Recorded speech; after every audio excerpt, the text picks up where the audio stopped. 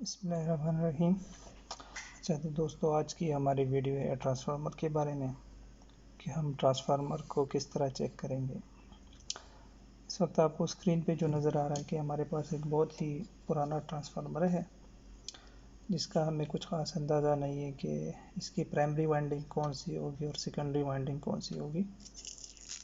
अब हम इसको मीटर की मदद से चेक करेंगे कि आया इसकी प्राइमरी वाइंडिंग कौन सी है, सेकेंडरी वाइंडिंग कौन सी है और ये ठीक भी है या नहीं, काम करेगा या नहीं। तो सबसे पहले आप अगर इसको गौर से देखें तो आपको इस साइड पे जो तारें नज़र आ रही हैं ये पहले से लगी हुई हैं और यहाँ पे जो तारें हैं वो समझ नहीं आ रही, कुछ इस तरह सिर्फ टर्मिनल्स जो ओपन एंड्स है वो हमें नज़र आ रही है। इससे हम ये अंदाज़ा लगा सकते हैं कि हम इसकी जो इनपुट होगी प्राइमरी 220 वोल्ट जो होंगे वो यहाँ पे इनपुट देंगे हम और यहाँ से हम आउटपुट लेंगे। लेकिन ये मैं आम नॉलेज के तौर पे बात कर रहा हूँ। अगर हम मीटर से चेक करेंगे तो तभी ये वेरीफाई होगा कि इसकी प्राइमरी वाइंडिंग कौन सी है और सेकेंडरी वाइंडिंग कौन सी है। तो चलिए चेक करते हैं। सबसे पहले आपको ये पता होना चाहिए कि सिंगल फेज ट्रांसफार्मर में दो तरह की वाइंडिंग्स होती हैं, एक प्राइमरी वाइंडिंग और दूसरी सेकेंडरी वाइंडिंग। प्राइमरी वाइंडिंग को हम अक्सर तौर पर 220 वोल्ट के साथ कनेक्ट करते हैं और आउटपुट पे जो वाइंडिंग होती है सेकेंडरी वाइंडिंग वो हम टर्न्स के हिसाब से, जो फार्मूला होता है जितने कम टर्न्स इस साइड पे होंगे उतनी कम वोल्टेज इस साइड पे प्रोड्यूस होगी। मिसाल के तौर पर अगर यहाँ पर 100 टर्न्स हैं प्राइमरी पे और सेकेंडरी पर 10 टर्न्स है 10, तो यहाँ पे अगर हम 200 वोल्ट अप्लाई करेंगे तो यहाँ पे हमें 20 वोल्ट मिलेंगे, यानी टर्न्स की रेशो के हिसाब से हमें आउटपुट वोल्टेज मिलेगी। अब हम चेक करने के लिए कि सिंपल वाइंडिंग आपको पता होगा कि सिंगल वाइंडिंग में एक तार होती है जिसका एक एंड एक तरफ और दूसरा एंड दूसरी तरफ कनेक्ट होता है। अगर हम इसको मीटर से चेक करना चाहें तो मीटर से चेक करने के लिए हमें ओम मीटर को रेजिस्टेंस की रेंज पे लाना होगा और इसके end to end resistance check करेंगे। तो चले आए देखते हैं कि इसकी इनपुट यानी प्राइमरी वाइंडिंग और सेकेंडरी वाइंडिंग की रेजिस्टेंस कितनी है। ये हमारे पास एक मीटर है, मीटर को हम लेके आएंगे ओहमिक रेंज में। अब देख सकते हैं ना, हमने 2000 ओहम पे, हम किलो पे या मेगा पे इसको सेट नहीं करेंगे।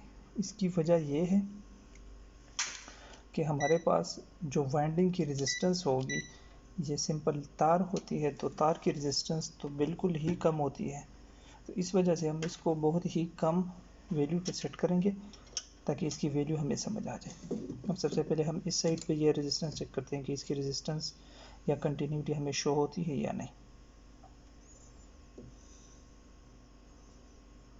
तो दोस्तों आपको नज़र आ रहा है कि इसकी वाइंडिंग की रेजिस्टेंस 481 ओहम है। तो इससे हमें ये अंदाज़ा लग रहा है कि ये वाइंडिंग ठीक है क्योंकि ये रेजिस्टेंस शो कर रही है। अब अगर यहाँ पे बिल्कुल इस तरह 0L मतलब इन्फिनिटी शो हो रहा था तो मतलब ये वाइंडिंग अंदर से ओपन है, और अगर ये इस तरह शो कर रहा होता 0 ओम तो फिर ये वाइंडिंग अंदर कहीं शॉर्ट होती। तो अब चेक करने से हमें ये अंदाज़ा हो रहा है कि इसकी रेजिस्टेंस है काफ़ी, 482 ओम रेजिस्टेंस है जो कि वाइंडिंग की काफ़ी रेजिस्टेंस होती है। और दूसरी साइड पे हम रेजिस्टेंस चेक करते हैं दूसरे वाइंडिंग की।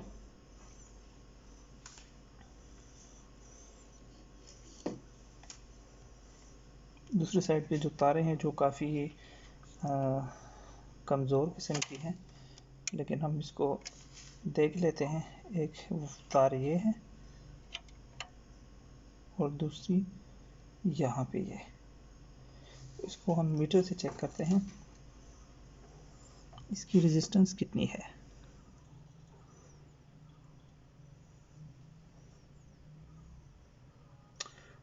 तो फिर दोस्तों ये हमें जो रेजिस्टेंस शो कर रहा है वो 1 ओहम शो कर रहा है, 1 ओहम या 2 ओहम। तो इससे हम ये अंदाज़ा लगा सकते हैं कि इस वाइंडिंग की रेजिस्टेंस कम है, मतलब यहाँ पे टर्न्स कम है, इस वायर की लेंथ कम है।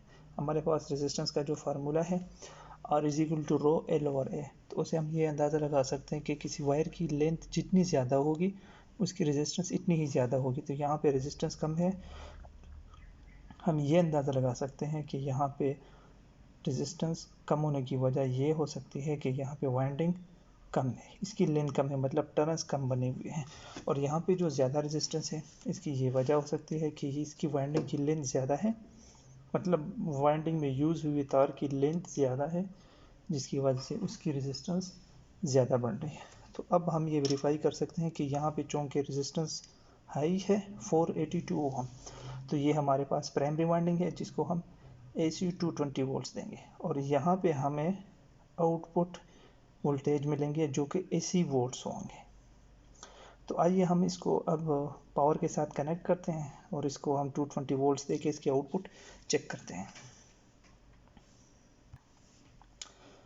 चलो दोस्तों, आपको नज़र आ रहा है कि हमने इस ट्रांसफार्मर को यहाँ पर 220 वोल्ट्स AC अप्लाई कर दिए हैं।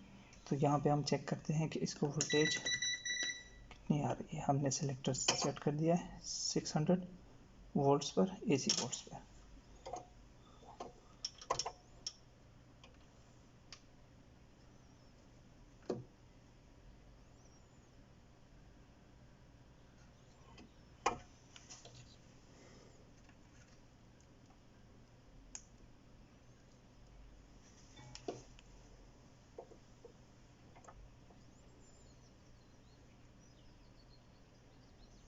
को नज़र आ रहा है कि यहाँ पे वोल्टेज आ रहे हैं।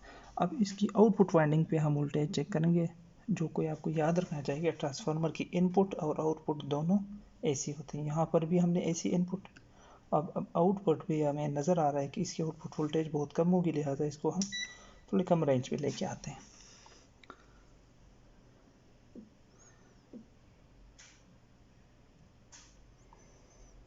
आपको नज़र आ रहा है कि हमारे पास आउटपुट में जो वोल्टेज है 11 वोल्ट AC। मतलब हम अगर इस ट्रांसफार्मर से पावर सप्लाई बनाना चाहें तो बना सकते हैं, क्योंकि ये हमारे पास, अब ये भी आपको समझ आया होगा कि ये एक स्टेप डाउन ट्रांसफार्मर है जो कि 220 वोल्ट्स को 11 वोल्ट्स में कन्वर्ट करता है। तो दोस्तों, कैसी लगी आपको वीडियो? कोई सवाल या कोई और इशू हो तो कमेंट्स में लिख लीजिएगा। Thank you.